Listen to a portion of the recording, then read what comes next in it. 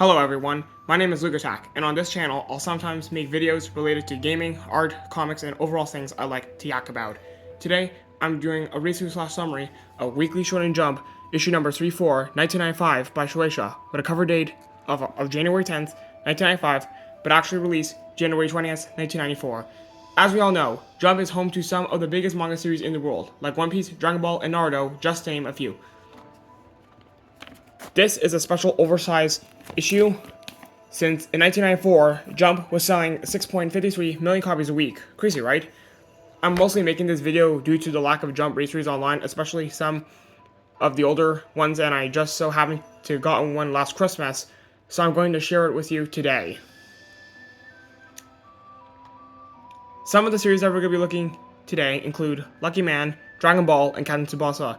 Keep in mind that this issue is not an authentic copy, but a reprint that I got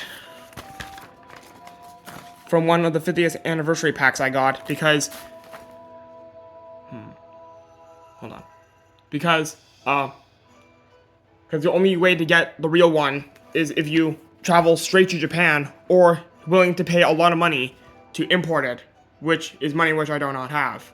But anyway, without that out of our way, let's get into it. Here we have this 1995 Dragon Ball poster, and now we're into the first story.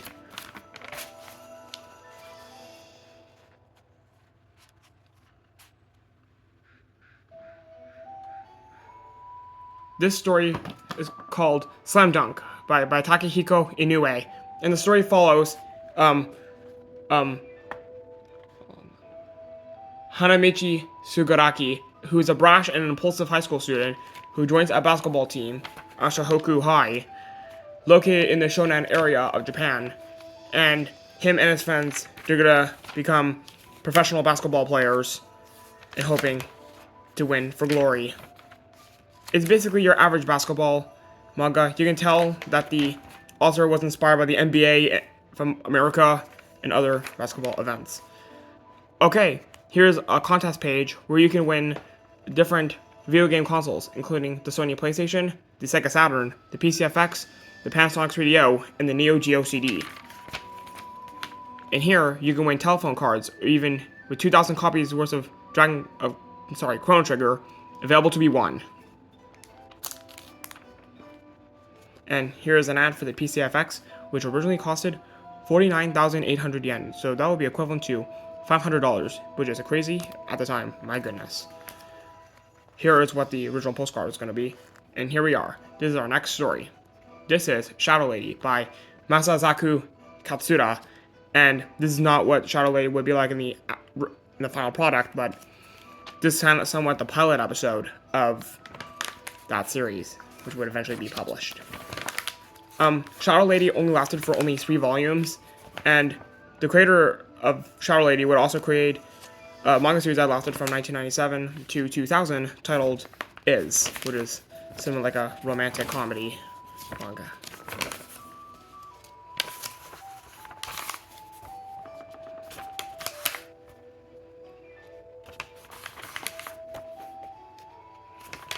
As you can see, there are some interesting characters in here.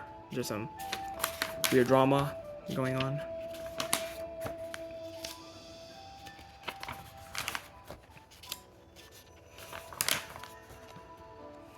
I don't know what that is, but it's okay.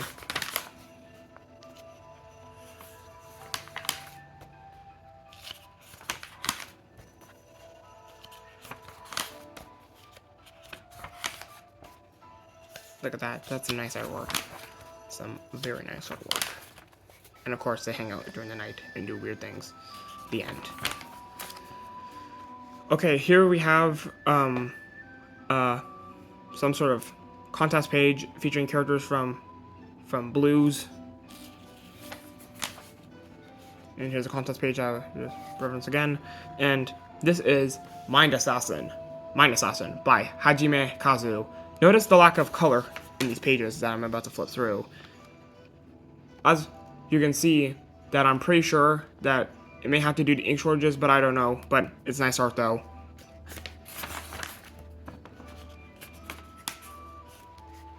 Okay, this is the anime J-Wing section. You can see that they're promoting the Captain Tsubasa J anime, which was set to air in February 1995, which is interesting. Here's the some Slam Dunk anime news. Average. There's a TV advertisement for the anime Yu Yu Yakusho, which by the way, Yu Yu Yakusho would create Hunter x Hunter in 1998. We got some more news here, and some erasers or figures so you can win. Neat. Here's the VNet section, featuring characters from Chrono Trigger. Chrono Trigger is considered by many to be one of the greatest Super Famicom games ever made, RPGs in general. Got some more news, we got some rankings. Oh, and look, Kirby's Dream Course is located there. Got some NBA news, we got interviews from the authors, got the winter special, and a preview for the next issue. And of course, JoJo's Bizarre Adventure for Super Jump Volume 2. But yeah, these are the average mangas that you see where you don't obviously see. There's a lot of crying and emotion you can see in this manga. Interesting story. Okay, this is the big one. This is Dragon Ball by Akira Toriyama. This issue here is a special issue, is because this is the 500th chapter of the entire Dragon Ball series. Dragon Ball was really popular in Japan during its run from 1984 to 1995. Its two animes titled Dragon Ball 1986 and Dragon Ball Z were more popular than the manga itself. Props to Akira Toriyama for giving us these fantastic characters. Rest in peace.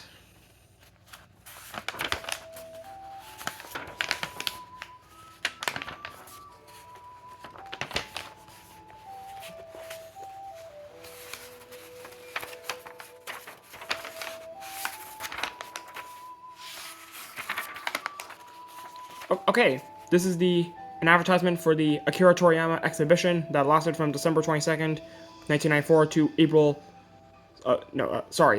January 29th, 1995 at the Tokyo Exhibition Hall. Here's some news for new Jump comics being released soon. Volume 18 of Tar-chan, which we'll get to later. Okay, next story. This is Midori no Makibao by Tsunomaru. And this is chapter 6. So the story is about Midori Makibao, who is a small white mole. Compared to the other thoroughbred horses, his physical size is comparable to a donkey and white nostrils. However, the guts and speed as his weapon. Makibao wins in every big race throughout the series. At the beginning of his career, Makibao has trouble making his debut as a horse race, but he has reasons to overcome his difficulties. A longtime rival by the name of Super Horse Cascade and said that Makibao needs to defeat. Plus, he is determined to win back over his mother. As of my research, this is the only manga work that Tsunomaru has ever made. But let me know down below if I'm wrong. If he ever made other comics he made.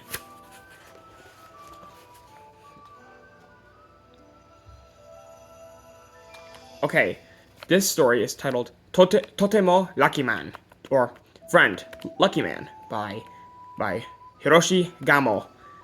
And this is chapter 68. So Lucky Man tells a story about a boy named Yoichi, who is like the most unluckiest boy in his hometown. But one day, his luck truly ran out when he was crushed by an alien spaceship, and that led to him killing Yoichi. But in this time of need, he was discovered by a cosmic superhero named Lucky Man, who gives him the superpower of being extremely lucky. And you can see there's some action, tons and tons of action. Kind of reminds me a lot like a DC Comics style, but more gag-like. I like this guy.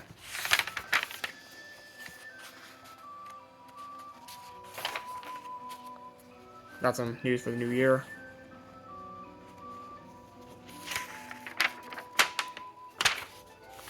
Okay, next story. This is Rurouni Kenshin by by Nobuhiro Watsuki. So this story is taking place in the Edo period, the Meiji era of the 11th year, probably I guess 1878, I could be wrong, and it follows a former assassin of the Bakumatsu known as Hitokiri Batosai. But after his work against the shogun, he becomes Himura Kenshin, a wandering swordsman who protects the people of Japan with a vow never to take another life. And as you can see, a lot of manga artists, including this one, have taken inspiration from Sanpei Shirato, who is like a legendary Gekika artist throughout the 60s and 70s. Like Sanpei is the creator of Sasuke, Ninja Bugecho, Kakemaru Den, and Legend of Kamui. Good story, and we got some maps here. Okay, this is Bon Bon Zaka by Yataka Takahashi. I cannot find, and this is chapter 118, Holy Night. As far as I know online, I cannot find any news about, or like don't know anything about this manga. I tried doing my research all I can, and all I got was it was created by Yutaka Takahashi. That's all I can research about. But let me know in the comments if there's more about this series that I don't know. Get well soon. Okay. Yes, this is the second last one-shot in this issue. This is called Nanpo Uden by Haruto Umezawa. And this story follows a boy who gets enraged. And at one point when they were playing Mahjong, a female warrior comes out by the name of Nanpo Uden. I think that's the name, Nanpo Uden. And he comes out of the Mahjong board. There's some gags in here that are really, really questionable imagery. And then teaches them the power of Mahjong. Then a monster comes in and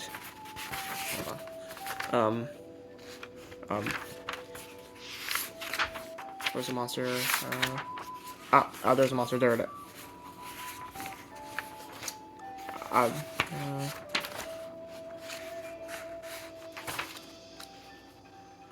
Somewhere. It's somewhere in here.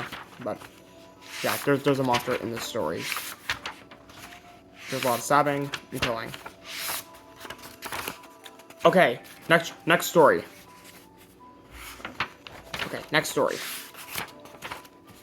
This is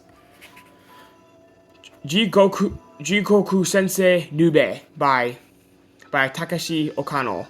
And this is chapter 16. Neko Mata no Maki.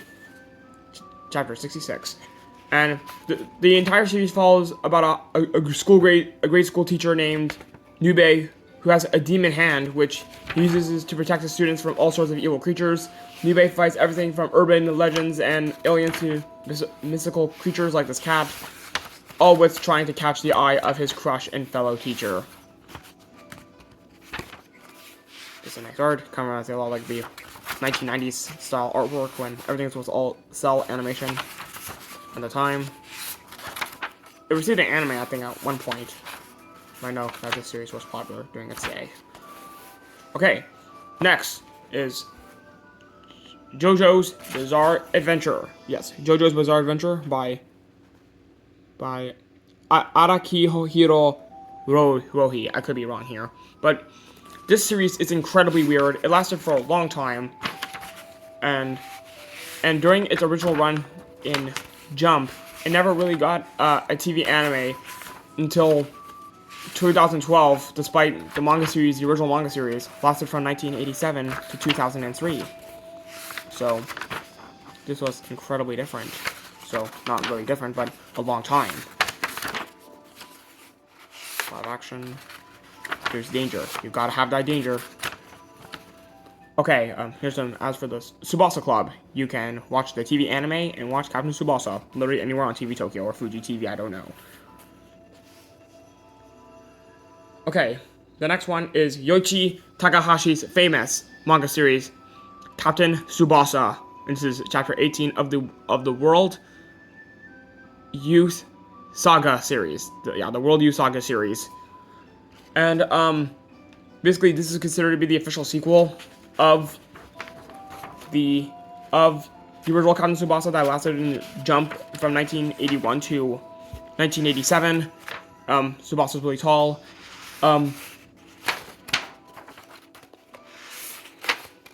And we all know that Tsubasa wants to do is win the FIFA World Cup for Japan.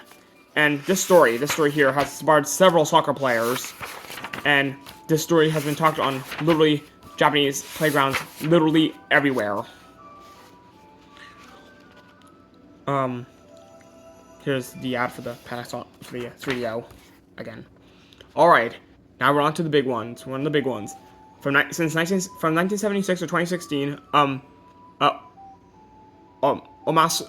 Osamu Akimoto created one of the greatest gag comics probably ever made and the longest ever made, simply titled Kochikame, or a long title which I cannot pronounce. And this is in this chapter is titled Atarashi Enochi no Maki, so newborn, I believe. So what's impressive about its impressive feat, despite having 2,000 chapters, during its long serialization from 1976 to 2016, Kochikame was never absent for a single Shonen Jump issue, making it is considered to be the longest weekly Shonen Jump series to date during its 40-run period. Which was impressive because One Piece is starting to catch up nowadays, as of this video, of course.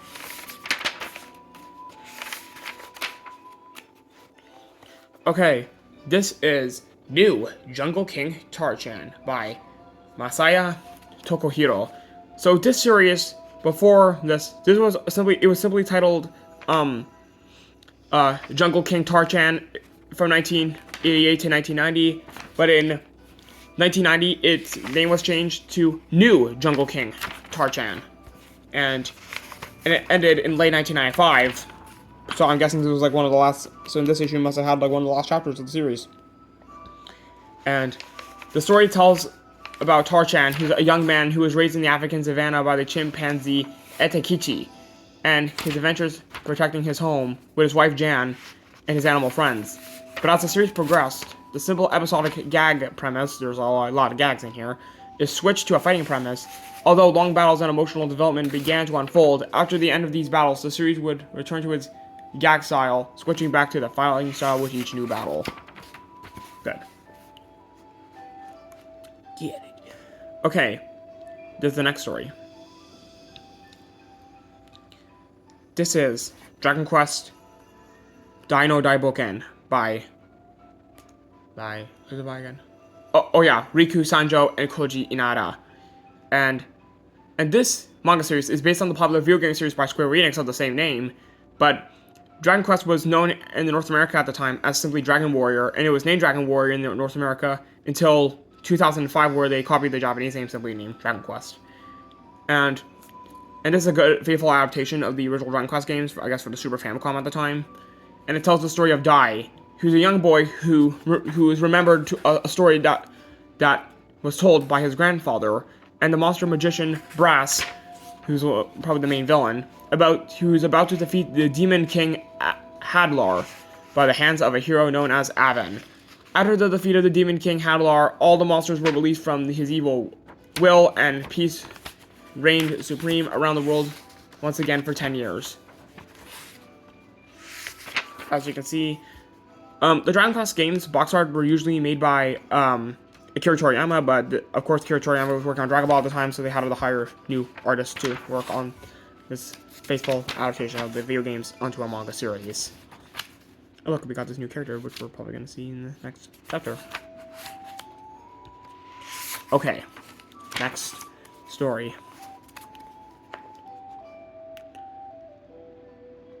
This is Kagemusha Tokugawa Eezu by Tetsuhara. And if you look at the art style here, this art style, you can tell it is inspired by other manga series like Fist of the North Star or Otoko Ipiki, Gaki Daisho by Hiroshi Motomiya.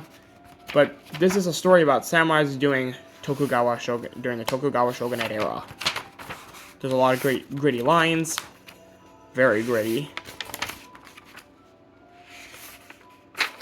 There's some cool and edgy things going on. Steam, more rocks, more muscular men, but in more danger, as usual. Uh-oh. Here comes trouble. Oh, here got a story from Hiroshi Motomiya himself on this one. Volume 7 out now. Okay, next story. Oh.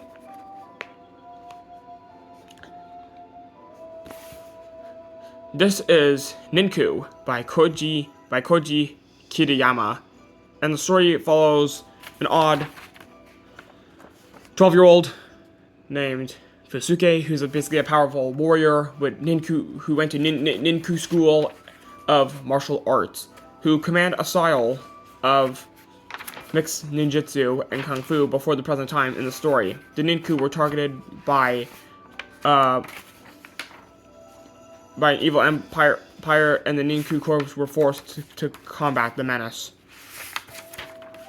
As you can see, it's basically a warrior against two warriors, and Ninku, sorry, not Ninku, but Fusuke is just sitting down, just chilling and relaxing on the beach. Aww. Good. Okay, next story. This is Rash by Tsukasa Hojo. This is probably Hojo's, one of his forgettable works he ever made. Rash only got 2 volumes. He is well known for the 2 manga series he had made from 1981 to 1985. Hojo would create the manga series Cat's Eye before this, and City Hunter, which lasted from 1985 to 1991. And City Hunter actually began as a one-shot in Jump before it even got serialized in the magazine, which is kind of neat.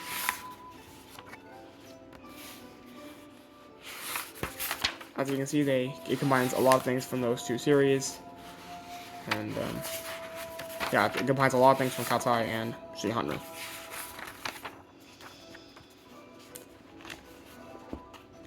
Okay, next story. This is Roku Denashi Blues by Masanori Morita.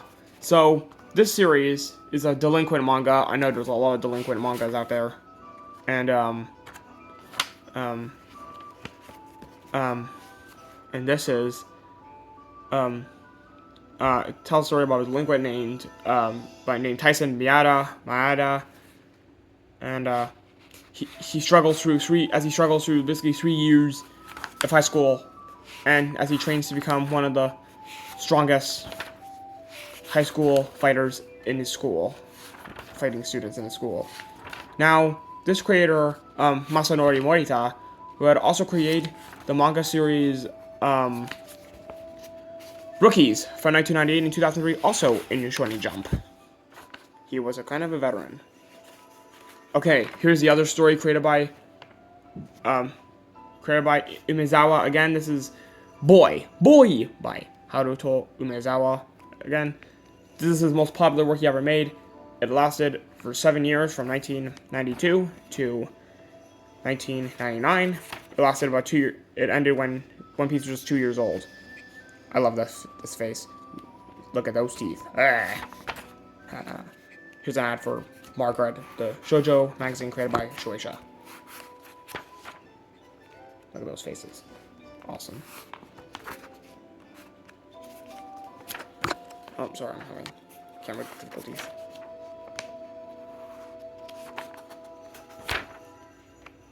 The end. Okay, we're close to the end, guys. We're almost there. This is Bakuden by...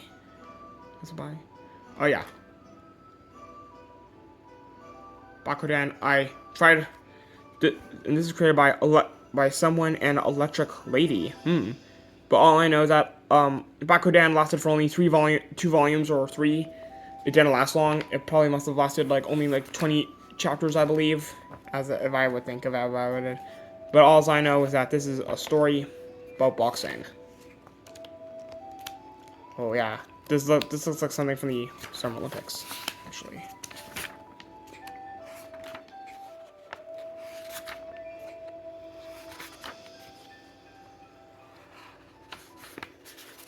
And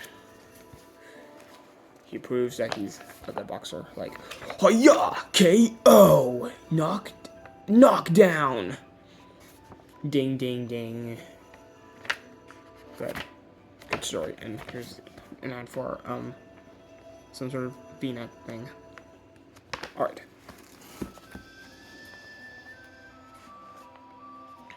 Okay, this is Osama wa Roba by Kokichi Naniwa, and this is chapter 40. So unlike the other series we've seen, this is the last story in this issue, if you're wondering, and it has a nice simplistic art style, which I kind of like.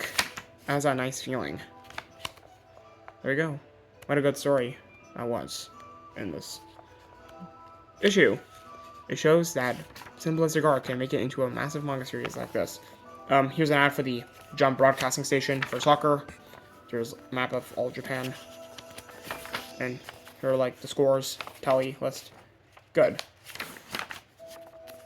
Okay, the final page. This is, here is the preview for the next issue, issue number 56, coming soon. We have some other features, including Baba Zone and no feature, Mamako-chan and Baba Zone. So 500 pages. Wow, it's gonna be like this one is gonna be massive. But all of the series that we all love here. And finally, here's the contents page.